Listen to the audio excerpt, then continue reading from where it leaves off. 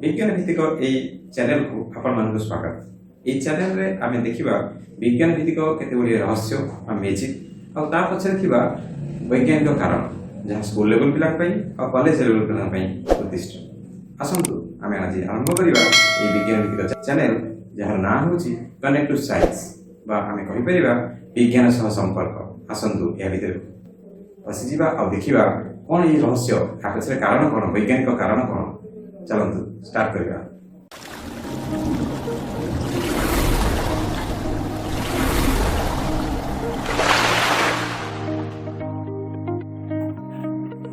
এই দেখন্তু অদৃশ্য নিয়া ନାହିଁ কিন্তু আমি পেপার জড়াই দউছে।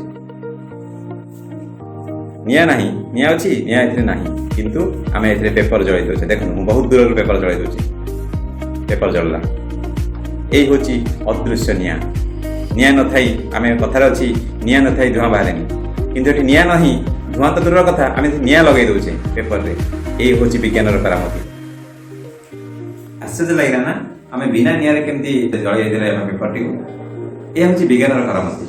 आम या पछरे कारण खोजा कहीं वैज्ञानिक कारण कौन आटा केमी संभव प्रथम आम बुझी ना ये आवश्यक कौन। ये आम छोट गोटे प्लेट नहीं किसी आम हैंड सैनिटाइजर जो आम कोरोना समय बहुत यूज करते समस्त जानते आउ जो मैच बॉक्स गोटे नहीं आउ ए गोटे पात्र नहीं पानी नहीं वाटर आउ पेपर नहीं पेपर पीस पानी ये नहीं पेपर जो निया लगे आम बुड़े लिभे पार ना आर आवश्यकता किसी नाला। आम प्रथम ये सैनिटाइजर किसी नवा ये प्लेट रे नहीं सारापर आम से मैच बॉक्स स्टार्ट लगेदबा निया बस बर्तन देखो ये निया देखा निया ना निया अच्छे। ये हूँ अदृश्य निया अच्छी कि देखला भाई लगुनि आम मुझे कैमेरा देखीदेवी निया ना बोली बर्तन देखो आप देखा किसी कैमेरा निया ना कि मुझे लगे जली जाऊँ। देखो के मैजिक मुझे गोटे पेपर नौ किसी निया ना कि मुझे निया लगे जली जाऊँ।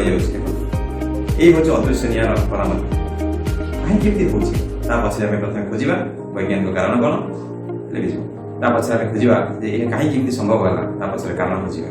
मुझे प्रथम मुझे जिते प्रकार वैज्ञानिक कारण बुझेबी मुझे दुईट भाग में गोटे स्कूल लेवल पिला आ गोटे कॉलेज लेवल आउ डेप्थ को जी कौन रिएक्शंस अच्छी कौन अच्छी एवरीथिंग आम दिवा तो दुईटा वे बुझे। स्कूल लेवल पिला स्कूल लेवल पिला पर्यटन बुझे आ जो कॉलेज लेवल यूनिवर्सिटी लेवल पिला अच्छे आउ टे डेप्थ को जाए कौन कर भी मुझे बुझे विभिन्न रिएक्शंस बुझे मेकानिजम बुझे बहुत किसी बुझे। चलते आम से प्रथम आम स्कूल लेवल पे बुझा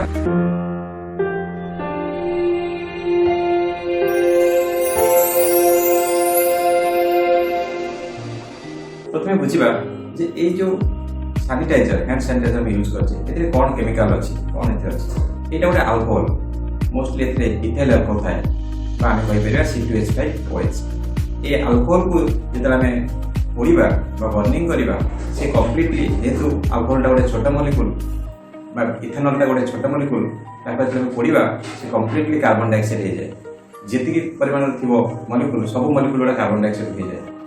ये जी ऑक्सीजन दरकार से कार्बन डाइऑक्साइड कन्वर्ट करने आम एयर से अच्छी अवेलेबल तेणु सब जगह कार्बन डाइऑक्साइड कन्वर्ट हो तेणु ये फ्लेम देखो किंतु आम जी वाक्स पेपर कथा कहवा गोटे बड़ लंग कार्बन चेन तो ये लंग कार्बन चेन रे सब जगह कार्बन डाइऑक्साइड हो पारे ना परसेंटेज कार्बन हूँ बहुत अधिक।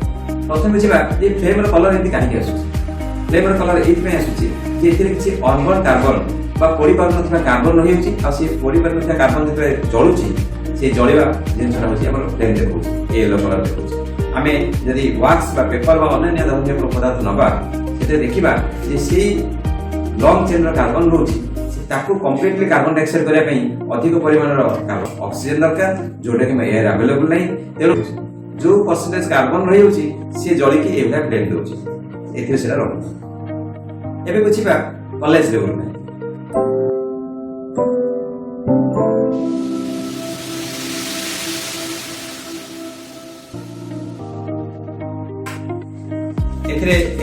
हैंड सैनिटाइजर नहीं इथेनॉल नहीं मोस्टली इथेनॉल थाए आ इथेनॉलटा गोटे अल्कोहल फैमिली आम कह OH जो OH थाए आम अल्कोहल फैमिली कहे से अल्कोहल फैमिलीटा जिते अल्कोहल फैमिली से जल्दी बर्निंग हो पाए आम से कम्प्लीटली बंद हो पाए।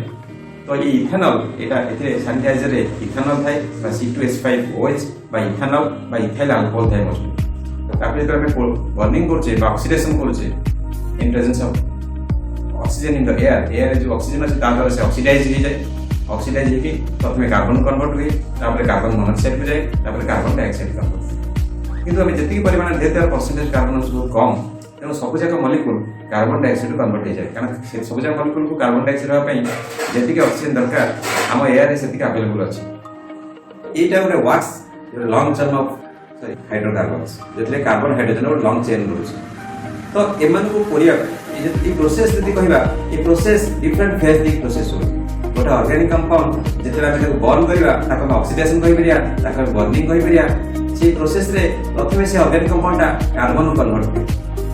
रिएक्शन देखो कार्बन रु यदि आउट ऑक्सीजन दबा से कार्बन मोनोक्साइड कन्वर्ट हो कार्बन मोनोक्साइड रु यदि आउट ऑक्सीजन दबा से ऑक्सीडेशन होगी कार्बन डाइऑक्साइड हो और कार्बन डाइऑक्साइड होची final oxidation state of carbon ताठो अधिक ऑक्सीजन देकी ताको पड़ी पारे जेबे कारण ये कार्बन रो ऑक्सीजन स्टेट होची +4। आसंत देखिबा ऑक्सीडेशन नंबर हाइड्रोकार्बन रे कार्बन ऑक्सीडेशन स्टेट होची -2 और -3 जिते आम ऑक्सीजन देकी ताको ऑक्सीडाइज करछे बा बर्निंग करछे से कार्बन कन्वर्ट होची ऑक्सीडेशन नंबर -2 और -3 रु चेंज होची 0 को माने ऑक्सीडाइज होची। अगेन जिते आम कार्बन रे अधिक ऑक्सीजन दउचे से कार्बन मोनोक्साइड चेंज होची तार ऑक्सीडेशन नंबर 0 टू +2 को कन्वर्ट होची। अगेन आम जेते कार्बन मोनोक्साइड रे अधिक ऑक्सीजन दउचे सेठी ऑक्सीडेशन नंबर +2 रु +4 को ऑक्सीडेशन नंबर चेंज होची आ +4 कार्बन ऑक्सीडेशन होची मैक्सिमम स्टेट ताठो अधिक ऑक्सीजन स्टेट रे कार्बन स्टेबल हे परिबो। वाक्स बा पेपर को परिबा ये जो हाइड्रोकार्बन्स को जे लॉन्ग चेन ऑफ हाइड्रोकार्बन्स ता एते percentage carbon is very high ताको हमें कन्वर्ट करिया पे ताको हमें यदि कंप्लीटली कार्बन डाइऑक्साइड कन्वर्ट करिया पे हमको अधिक परिमाण ऑक्सीजन दरकार जो परिमाण ऑक्सीजन एयर रे नाही। तो सेति पई सब जगह कार्बन डाइऑक्साइड हे पारे नाही किछटा परसेंटेज कार्बन कार्बन एक रही जाए ऑर्गेनिक कंपाउंड रु आ किछटा कार्बन मोनोक्साइड कन्वर्ट हुए आ किछटा कार्बन डाइऑक्साइड हुए तमे देखो एटी तीनटा जिंस रहउची एटी किछटा अनबर्न कार्बन रहउची किछटा कार्बन मोनोक्साइड गैस होउची आ किछटा कार्बन डाइऑक्साइड गैस होउची। जो अनबर्न कार्बन रहउची सेते जळुची से ए ब्लैक फ्लेम देखउची किंतु आमे जय नउचे सैनिटाइजर सेते किछ अनबर्न कार्बन रहउनी आमे जेतिकि नउचे ऑर्गेनिक कंपाउंड सब ऑर्गेनिक कंपाउंड कन्वर्ट होउची कोठी कार्बन डाइऑक्साइड तेणु जेहेतु अनबर्न कार्बन रहउनी तेणु से लुमिनस फ्लेम बा ये दृश्यमान निया हमको देखा जाए तेणु आम ताको कहूचे इनविजिबल फायर बा अदृश्य निया ये बुझतार काम ये जो अदृश्य निया आम जो फायर ब्रिगेड बा जो माने निया लिभारी दल को बहुत असुविधा पकाए कहीं से जानी पारती से निया अच्छी बोली चली जाती और दुर्घटना शिकार होती किंतु आजिकल या विषय जानी प्रोटोकॉल बा जहाँ नियम से परिवर्तन करी एमती अदृश्य निया थी केमी जानवे ता विषय भी प्रोटोकॉल दि जाए नियम परिवर्तन कर निजर जीवन रक्षा कर भावुँ आपण को यह भल लगी किसी शिक्षा मिली शिक्षणीय ये आगू आम अनेक विषय पर वैज्ञानिक कारण खोजा रहस्य खोजा विषय डिस्कसन करवा एमती बहुत गुड़े देवी जदि यह आपको भल लगी किसी शिखी मैं आशा करी ये वीडियो को आप लाइक करेंगे और सब्सक्राइब करेंगे और आप सांगसाथी मानक शेयर करेंगे। धन्यवाद।